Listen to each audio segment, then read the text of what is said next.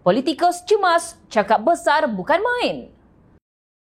Kemarin, Ahli Parlimen Pasir Gudang YB Hassan Karim memberi peringatan kepada pembangkang supaya mengemukakan usul tidak percaya terhadap Perdana Menteri Datuk Seri Anwar Ibrahim sekiranya serius mahu menguji keabsahan Ahli Parlimen Tambun itu sebelum mesyuarat pertama penggal ketiga Dewan Rakyat yang mula bersidang pada 26 Februari depan.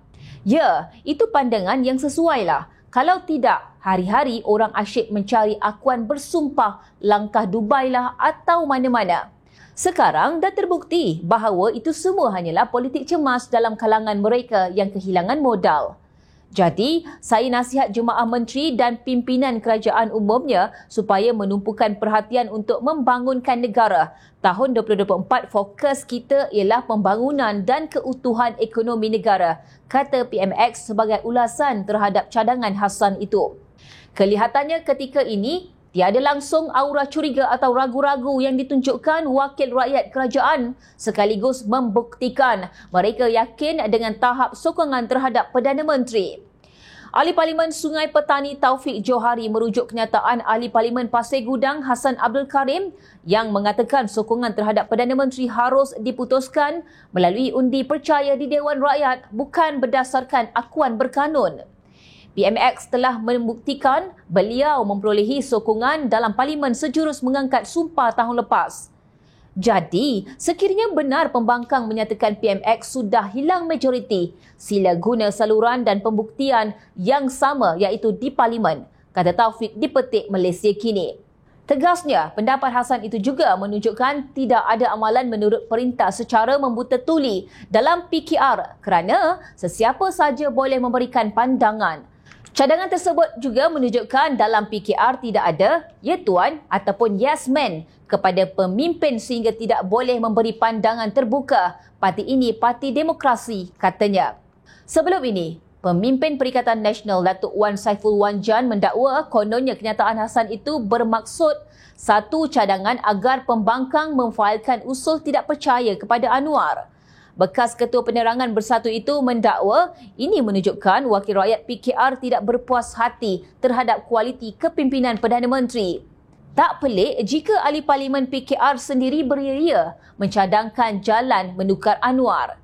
Cuma saya fahamlah dia iaitu Hassan terpaksa kaitkan PN dalam hal ini walaupun itu sebenarnya idea dia.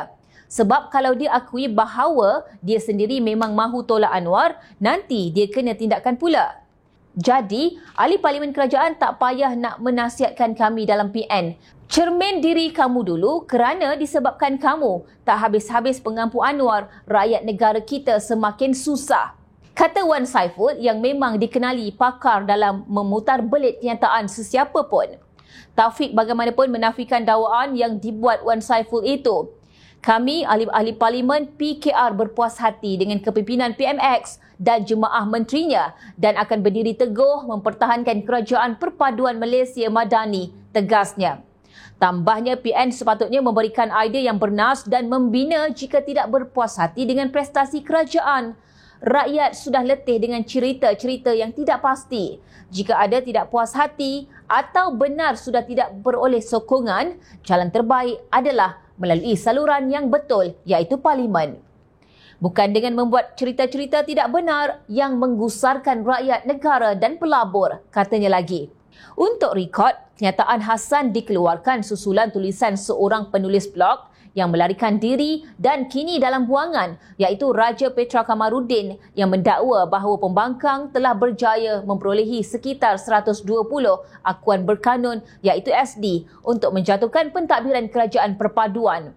Penganalisis politik Universiti Malaya, Profesor Madya Dr. Awang Azman Awang Pawi pula berkata, proses untuk mengambil alih kerajaan dengan menyatakan sudah cukup jumlah sokongan ahli parlimen perlu dilakukan di Dewan Rakyat melalui usul undi tidak percaya, bukan melalui jalan selainnya.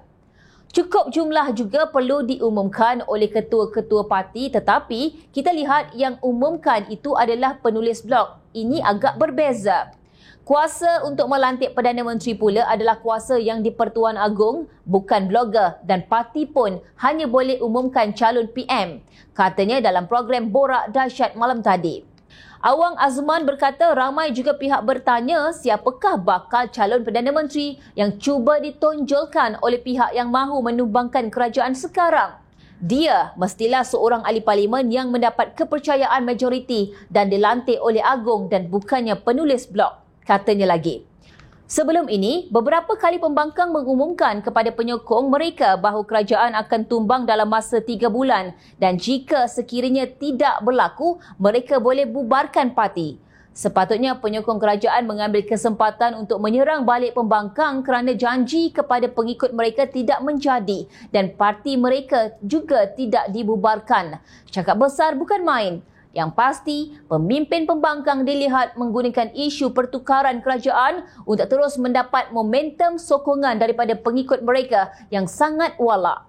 Apa yang paling menghairankan, pengikut parti pembangkang terutamanya PAS tidak pula mempertikaikan pemimpin mereka yang terus menggunakan isu tukar kerajaan untuk memastikan momentum sokongan terus kekal. Sekejap. Sebenarnya, tidak perlu hairan kerana itulah level sebenar para walaun. Tertipu beratus kali tetapi walak tetap di hati.